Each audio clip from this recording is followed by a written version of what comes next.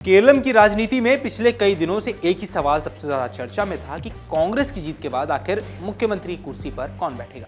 अब पार्टी के भीतर लगातार बैठकों का दौर भी चल रहा था और कई बड़े नेताओं के नाम सामने आ रहे थे और सियासी गलियारों में अटकलें तेज थी। लेकिन इस सस्पेंस पर आखिरकार अब विराम लग गया है। कांग्रेस आलाकमान ने साफ कर दिया है कि राज्य की कमान यानी कि केरल की कमान अब वीडी सतीशन के हाथों में होने वाली है। पार्टी महासचिव केसी वेणुगोपाल इस रेस से बाहर हैं और वीडी सतीशन के नाम पर अंतिम मुहर लग गई है।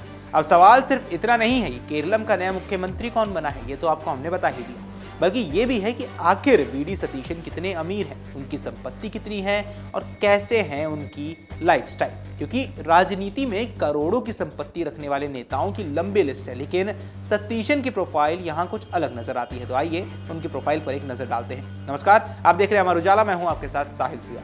दरअसल केरल विधानसभा चुनाव 2026 में अर्नाकुलम सीट से जीत दर्ज करने वाले वीडी सतीशन अब राज्य के नए मुख्यमंत्री बनने जा रहे हैं। चुनाव आयोग को दिए गए अपने शपथ पत्र में उन्होंने अपनी संपत्ति और देनदारियों का पूरा ब्यौरा साझा किया था।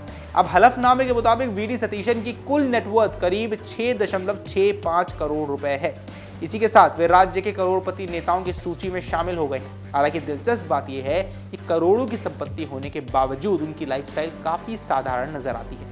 अब चुनाव आयोग को दी गई जानकारी की माने तो उनके ऊपर लगभग 41.45 लाख रुपए का कर्ज भी है, यानी एक तरफ करोड़ों की संपत्ति तो दूसरी तरफ लाखों की देनदारी भी है। वीडी सतीशन पेशे से एक वकील भी हैं।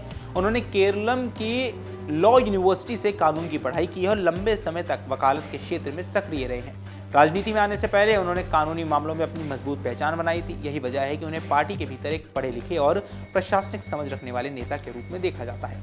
अब अगर उनके चल अचल संपत्तियों की बात कर ले तो उनके हलफनामे के अनुसार उनके और उनकी पत्नी के पास कुल 73,000 रुपए कैश मौजूद है। इसके अलावा अलग अलग बैंक खातों में करीब 73.62 लाख रुपए जमा है। यह रकम सेविंग अकाउंट और अन्य बैंक डिपॉजिट के रूप में बताई गई है।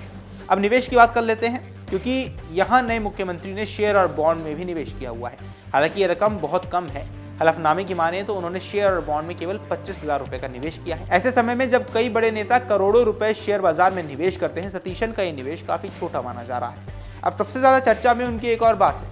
करोड़ों की संपत्ति होने के बावजूद वीडी सतीशन के नाम पर कोई भी निजी कार दर्ज नहीं है। चुनावी हलफनामे के अनुसार उन्होंने किसी भी कार या निजी वाहन का जिक्र नहीं किया है। यही नहीं, उनके पास ना तो कोई एनएससी यानी नेशनल सेविंग सर्टिफिकेट है और ना ही कोई पोस्टल सर्विस की में निवेश बताया जा रहा है। इसके अलावा उन्होंने अपने हलफनामे में किसी भी एलआईसी पॉलिसी का जिक्र नहीं किया है, यानी जीवन बीमा जैसे पारंपरिक निवेश योजनाओं से भी वो दूर नजर आए हैं। यही कारण है कि लोग सोशल मीडिया पर उनकी संपत्ति और सादगी दोनों की तुलना कर रहे हैं।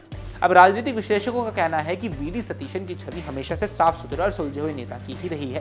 कांग्रेस पार्टी ने उन्हें ऐसे समय पर मुख्यमंत्री पद की जिम्मेदारी दी है जब राज्य कई आर्थिक और प्रशासनिक चुनौतियों का सामना कर रहा है। ऐसे में उनकी राजनीतिक समझ और प्रशासनिक क्षमता की बड़ी परीक्षा होने वाली है।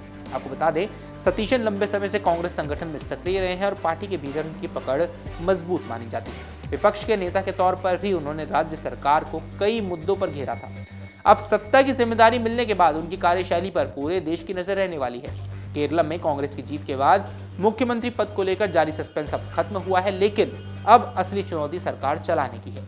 लोगों को उम्मीद है कि वीडी सतीशन राज्य में विकास, रोजगार और आर्थिक सुधारों पर तेजी से काम करेंगे। वहीं राजनीतिक गलियारों में उनकी संपत्ति और सादगी दोनों चर्चा का विषय बनी हुई है। अब इस पर आपकी जो कुछ भी राय है हमें कमेंट सेक्शन में जरूर बताएं। बाकी ऐसी अपडेट्स के लिए आप अमर उजाला के साथ लगातार जुड़े रहिए। अगर आप ये वीडियो YouTube पर देख रहे हैं तो हमारे चैनल को सब्सक्राइब कर बेल आइकन दबाएं और Facebook पर देख रहे हैं तो हमारे पेज को लाइक करें।